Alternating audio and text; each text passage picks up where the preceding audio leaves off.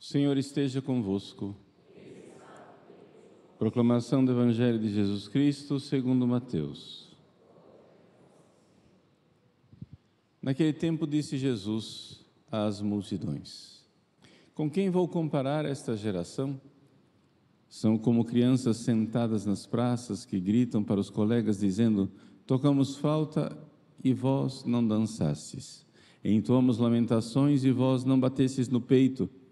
Veio João que não come nem bebe e dizem: ele está com um demônio. Veio o Filho do Homem que come e bebe e dizem: é um comilão e beberrão, amigo dos cobradores de impostos e de pecadores. Mas a sabedoria foi reconhecida com base em suas obras. Palavra da salvação.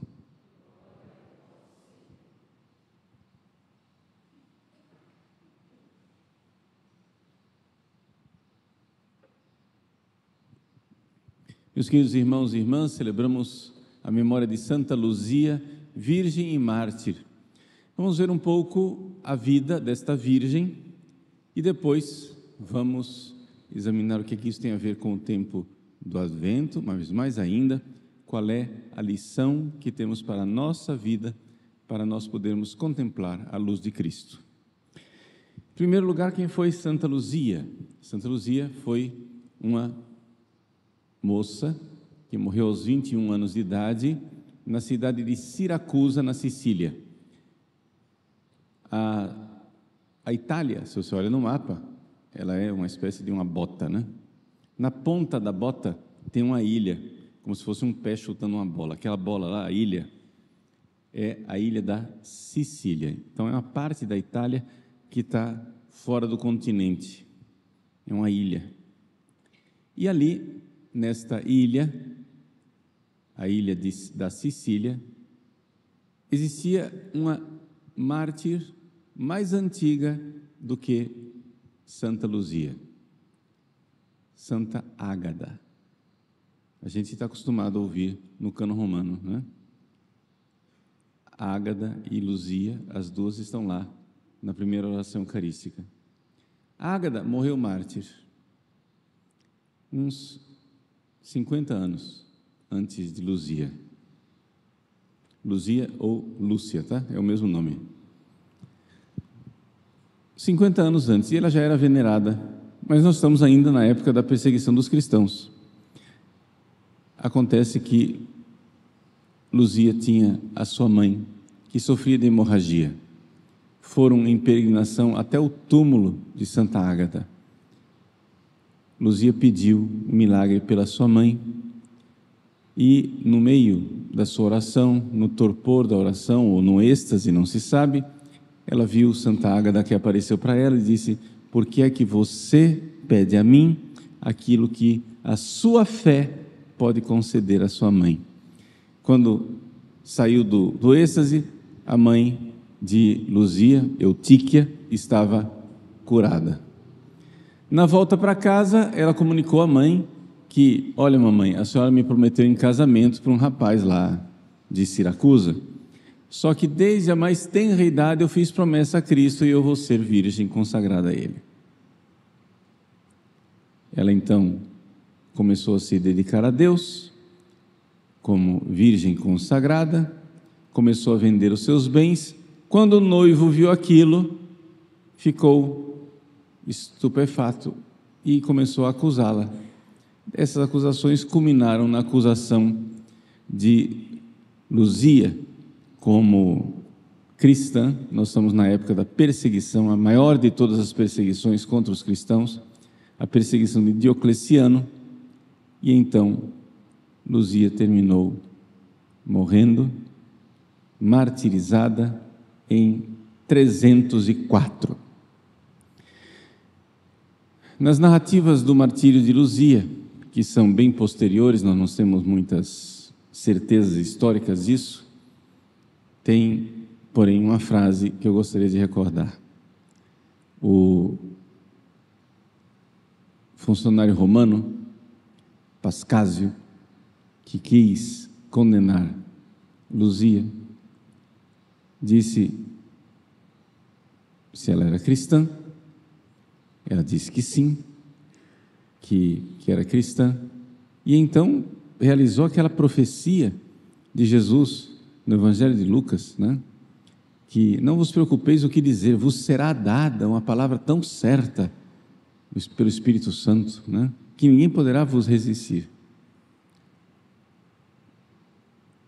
O governador, tentando convencer aquela jovem de 21 anos que ela estava fazendo alguma coisa errada, ela então diz que é consagrada a Cristo e que o corpo dela é o templo do Espírito Santo.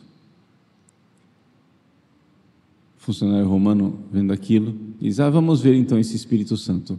Vou mandar levar você para um prostíbulo. E Luzia então responde aqui a frase que eu queria chamar a atenção. Vós nada podeis fazer à minha alma, se a alma não consente, o corpo permanece incontaminado. O corpo não é contaminado se a alma não consente. Ou seja, ela está dizendo: a minha alma está tão fixada em Cristo, eu estou em matrimônio espiritual com Jesus, podem fazer do meu corpo o que quiserem no prostíbulo, eu não irei pecar. Quem peca é a alma, não é o corpo. É claro que nós estamos aqui diante de uma grande santa. Certamente, pessoas mais fracas, num prostíbulo, estariam em grande risco e cairiam na impureza. Mas Santa Luzia está tão fixada no amor de Cristo que nada interessa para ela. Façam o que quiserem com o meu corpo, eu permaneço com Cristo. Vocês nada podem me fazer. Nada podem fazer. Assim ela morreu, martirizada. Com o passar do tempo, ela, santa, mártir, fazendo milagres, tornou-se então a padroeira daqueles que têm problemas nos olhos, por causa do seu nome. Historicamente não tem nada a ver com o seu martírio, que teriam arrancado os olhos de Santa Luzia, nada disso. Simplesmente o nome dela, que vem provavelmente do seu pai, que se chamava Lúcio, Lúcia, Luzia, é sempre o mesmo nome. O nome dela lembra luz, lux, lutia, luz em latim. E então, por causa de luz, ela tornou-se, o seu nome tornou-se padroeira das pessoas que têm problema de visão, padroeira dos oftalmologistas, etc, etc, Santa Luzia. Mas é providencial e impressionante que o martírio dela tenha ocorrido em dezembro, faltando 12 dias para o Natal. Natal, Jesus, um povo que andava nas trevas, viu uma grande luz. Luz. O que nós podemos fazer no Advento para ver a luz de Cristo? Como nós podemos nos preparar para o Natal para ver a luz de Cristo? Luzia. Em que Santa Luzia pode nos ajudar a ver a luz de Cristo? Bom, a igreja sabe, ao longo da sua história, que não existe pecado que embote a alma, a visão da alma fica embotada, turva, perde o acume, a agudez. Não existe pecado. Deixa eu falar um português, está difícil o português? Então vamos falar um português mais fácil. Não tem pecado que faça a pessoa ficar mais burra. Ficou claro agora? A inteligência fica embotada, a inteligência perde a agudeza, o acume. Não existe pecado que faça a pessoa ficar mais desinteligente do que o pecado contra a castidade. A impureza, a falta de pureza, faz com que a pessoa emburreça. Então daí vocês entendem o mundo no qual nós estamos, onde pessoas em altos cargos, que deveriam ser mais inteligentes e ver as coisas, não conseguem enxergar aquilo que uma pessoa simples enxerga. Várias razões, os demônios cegando as pessoas, mas uma das razões é a cultura de impureza, a cultura de falta de castidade, e o Brasil é campeão nisto. Eu que morei fora do Brasil, noto que é característica miseravelmente típica do brasileiro colocar uma impureza em todo tipo de conversa. É mania do brasileiro estar falando, até mesmo em ambiente familiar, sempre sai aquela frasezinha de duplo sentido com a impureza no fundo. É um traço cultural péssimo, é um traço cultural lastimável, é um traço cultural lamentável. E essa impureza constante, essa impureza que está sempre ao redor, pode ser que você até nem seja mordido pelo demônio da impureza, mas ele está ao redor e você fica alimentando ele como se ele fosse seu amigo. Se você tem um leão ao redor querendo devorar você, o que é que você faz? Vai usar a linguagem dos pescadores, né? Você vai cevando o leão para ele não desistir e não ir embora? Vai dando esperança a ele?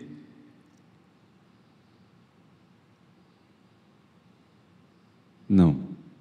Nós precisamos, nesse advento, hoje, dia de Santa Luzia, faça esse santo propósito. Aproveite essa Santa Missa para dizer: hoje, chega, basta. Vamos acabar com isso em nossas vidas. Vamos determinar, com determinada determinação, hoje, dia de Santa Luzia, peçamos a ela essa graça,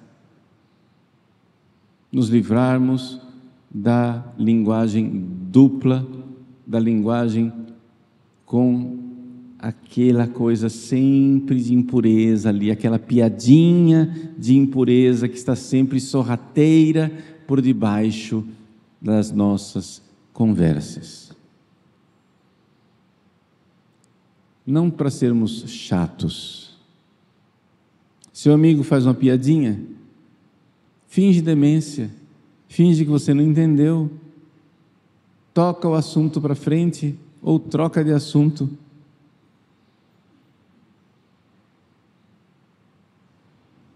Não precisa ser chato, não precisa ter um acesso, um chilique puritano. Releva com paciência esse miserável traço da cultura brasileira. Mas isso é um grande atraso para a vida de oração. É um grande atraso para a vida de oração, para a vida de contemplação, para a vida de estudos. Para a vida da alma é um grande atraso que nós estejamos o tempo todo cultivando a linguagem dupla, aquela impureza sorrateira, aquela esperteza impura, aquela piadinha sem vergonha que nós não contaríamos na presença da Virgem Maria.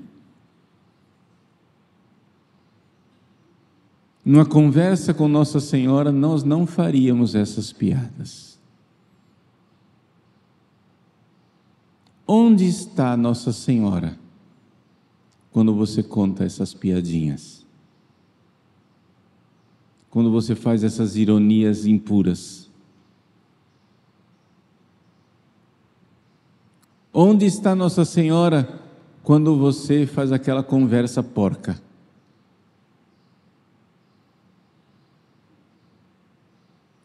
Santa Luzia nos diz: não é o corpo quem peca, é a alma.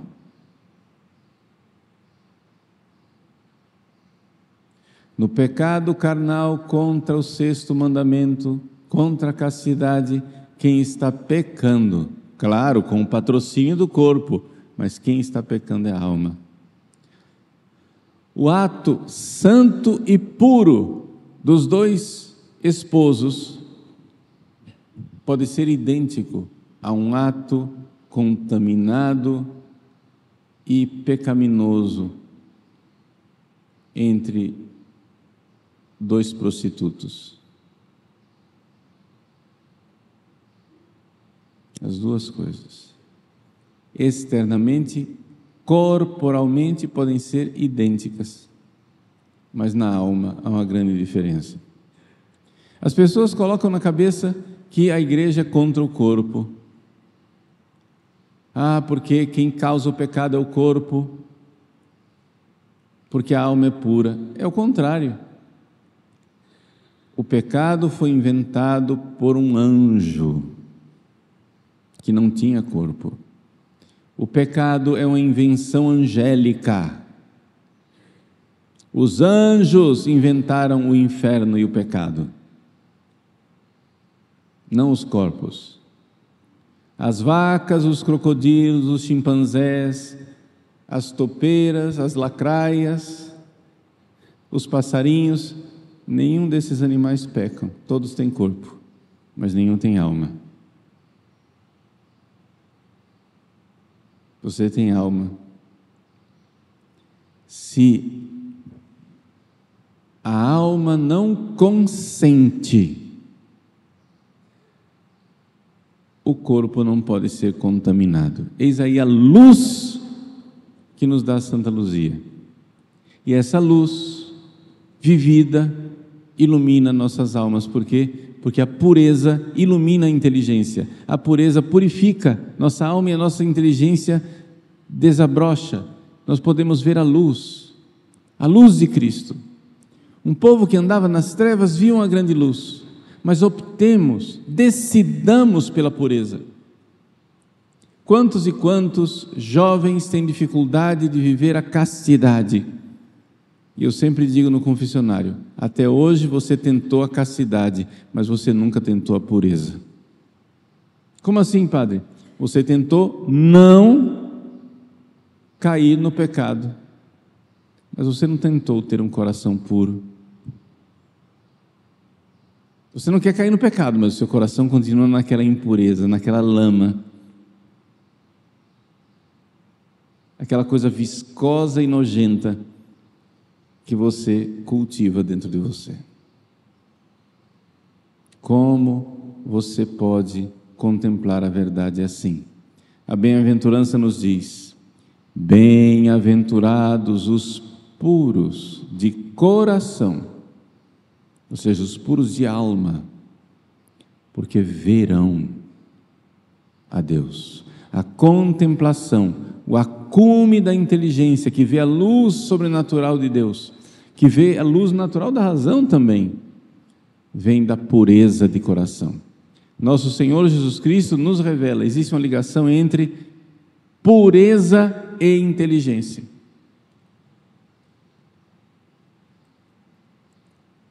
Os puros verão a Deus. Os puros enxergarão. Os puros. A pureza que dá o amor. Não existe nada mais que seja a maior fonte de pureza do que o amor. Por exemplo, você ama a sua mãe, você jamais seria capaz de ter um pensamento impuro com ela, exatamente porque você ama. Veja as pessoas que você ama de forma pura e veja como você não consegue sequer pôr um pensamento impuro que já bloqueia imediatamente. Aquilo é impensável. Aquilo é totalmente repugnante, porque ama. Agora, se você quer usar e jogar fora, você não ama. Aí você tem pensamentos impuros. Então, meus irmãos, Santa Luzia, interceda a Deus, ela que é virgem, casta, entregue na sua pureza totalmente a Cristo, ela que vê a luz de Cristo e por isso o seu corpo permanece incontaminado, nos dê a graça de ver a luz nesse advento e de optarmos, decidirmos firmemente nessa Santa Missa, nunca mais, não permitir mais, ter horror dessas piadinhas de duplo sentido, dessas impurezas sorrateiras que vão entrando em nossa alma, não para sermos puritanos moralistas, mas para sermos cheios daquele amor que fará os puros verem a Deus.